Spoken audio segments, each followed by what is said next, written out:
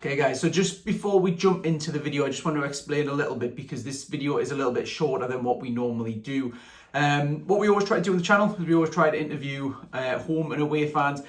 Given what happened before the match, with the protests, everything like that, probably a bit of a daft idea going and interviewing PSG fans. We did manage to speak to a couple of fans who were very lovely. That's obviously coming up just after this, but the reason why it was cut short is there was a lot of fans growing around, obviously realising that we were Newcastle, were local media, and on the advice of the camera person who felt it was an unsafe environment. Very understandable. A lot of ballyclava guys around, a lot of young guys as well, in groups, hovering around the camera. We thought it was wise to move off. So there is literally just this one today, but anyone who watched the live video, obviously we went around the whole of Newcastle with the PSG fans, try to get the atmosphere for you guys, all the way from the big market to St James's Park. Having looked back at the footage, obviously with it being such a big group of people hovering around, the picture quality when we went live was quite poor.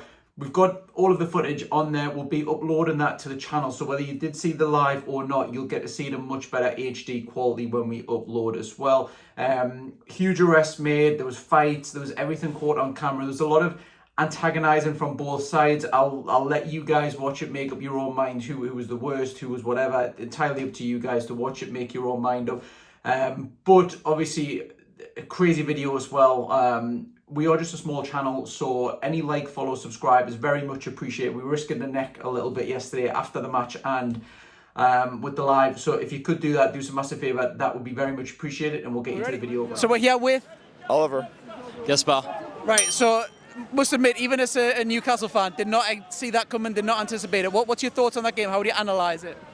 I mean, I think the new formation is absolutely terrible, the 4-2-4, but you know, it's a better team than we've had these last few years. At least the players, like, you know, we're starting to rebuild the team, so it takes time. And well, we were pretty enthusiastic in the beginning of the season, but now it's time to get back to work, I think. And One of the things that I'm very interested to ask you guys is you had a player who's arguably the best in the world with Messi. Depends on the Ronaldo-Messi debate. What was it like seeing him week in, week out? Yeah, next. We'll get you in next year. I really did not like him. You know what? I did not like him at all. We're going to get some clicks on that one. What do you mean? I don't think anybody likes him. Ask them. Like, nobody likes him. What? Because he didn't care about the fans. He didn't care about the teams. Like, he's having a better time in Miami, where he's 14th out of 15 in the Eastern Conference of the MLS. Like, good for him. What did you think of him when he was there, though? Surely you've seen the quality. No. No. You got to see the worst of Messi. Would you say? I mean, I'm not saying he was bad. I'm just saying, like, he didn't care about the club, and I'd rather have a bad player who cares about the club than like a good player who doesn't. Well, you've got Mbappe, and Mbappe is widely regarded as one of, if not the best player in the world. Yeah. How was he compared to Messi? Obviously, he's got big mountain to climb. Can he reach that sort of level, or what? well, I don't know, time will tell, but well, as you said, Messi came to Paris Saint-Germain and he wasn't really good. He didn't care about the club. There were good moments, but every time it was important, he didn't seem to really want to win, and that's what Mbappe wants to do. It's not always good, but I think he's on the. Well, he's doing good still, but today it wasn't his best game at all. It's sure. You've seen Newcastle, so like a lot of Newcastle fans, it's been 20 plus years since Newcastle's been in the Champions League. This was the first home game. What were your thoughts, opposition-wise, of Newcastle United? Yeah, I mean, definitely the team plays really good. Like, I like to watch Premier League, so it's not a surprise. Like, I saw you guys like play super well last year, and you know, I hope you guys have like the best possible season. Like, you know, there's no PSG Newcastle rivalry, and I mean, I wish we'd won, but like, I'm happy for you guys, I guess. Like, yeah. You know. Yeah, that's true. It was a really good team, a really good pressure, and yeah, they played together.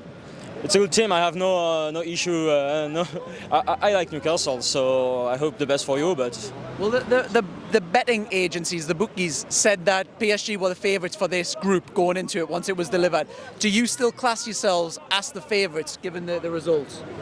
I mean, Milan's a big team. Like, they were all big teams. It was a big, hard draw. It was a very hard draw. Yeah, I mean, Dortmund's like in a terrible shape, so I think they're like the least favorites of the group for sure. But Milan was semi-final last year.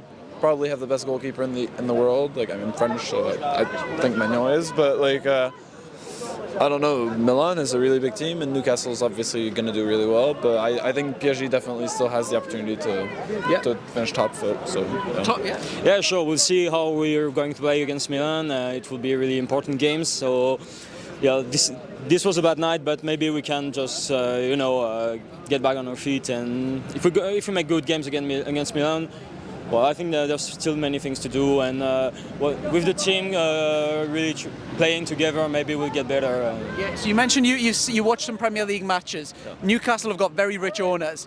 Do you see a future where Newcastle in the next few years kind of is on the level of PSG or higher, or what? I mean, I don't think PSG is like any longer like a top 4 team in Europe or anything. Like I think there was a time in like 2018, 19, 20 where we were potential like Champions League contenders every year. One of the best attacks in the world at that point, yeah.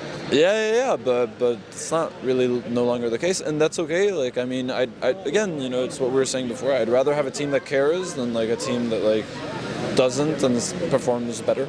So I think Newcastle probably has the opportunity to get really high up, like by playing in the Premier League and having such rich owners, like you said, but I don't really classify PSG as like one of those top 4 or 5 teams, and that's okay. Like, Up the fucking Mickey on the run, kids! Up the fucking town!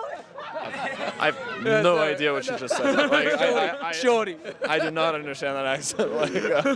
So what was I going to ask next? So in terms of the reverse leg, so you've been possibly humiliated in an honest sense, because not even the biggest Newcastle fan predicted that. We did score a goal. You did. But do you think you'll be like a wounded animal sort of thing in the next leg? Yeah, many things can happen, and we've seen the best and the worst of PSG this season. So I'm sure that we can get better. In the second leg is in a long time, so many things can happen. Everything's going really fast in football. So yeah, sure. Tonight was a bad night for us, but you'll see, we'll be better in like a month or two. And then the very last question is, who is the best Newcastle player who's French? So we had a French Revolution at one stage. We had Ben Arfa, we had Cabaye, Debuchy, we've got Ginola, we got Robert. David Ginola, hands down. of course, David Ginola, hand down, and Laurent Robert also. Number 2. Yeah, number 2. Laurent Robert number 2, but David Ginola hands down. Yeah. And then we got rid of Ben Arfa as well. Ben Arfa, someone who's on the outskirts of the French team. No, Ben Arfa got talent, but he didn't deliver. He never delivered. He was never reached the heights that his talent was supposed to get him to. I liked Cabaye when he played for you also. Cabaye, was yeah, nice. fantastic. We've got him in his peak. Yeah. But when he got to PSG, he wasn't Wasn't as good anymore. Yeah, he's a bit past it there. Right, well, guys, thank you very much.